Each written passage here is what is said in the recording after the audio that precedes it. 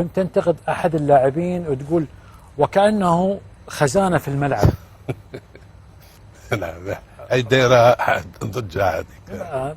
وصلك الفكرة اللي عندي. أنت كنت تقول عن أحد اللاعبين وكأنه خزانة في الملعب. نعم. هل الخزانة موجود في الملعب حاليا ولا مش موجود؟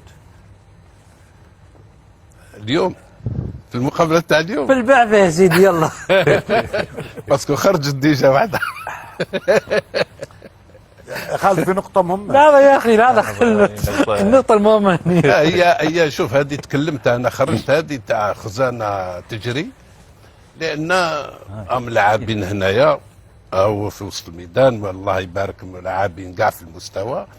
أنا نظن اللاعب اللي يلعب في وسط الميدان يكون لاعب ذكي عنده الانتيليجنسيا، ما يلعبش بقوة ويجري وكذا، لا يلعب بالراس كما يقولوا.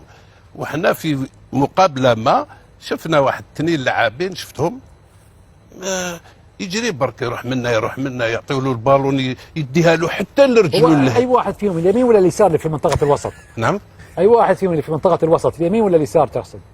ماشي اليوم هذا. ماشي اليوم هذا.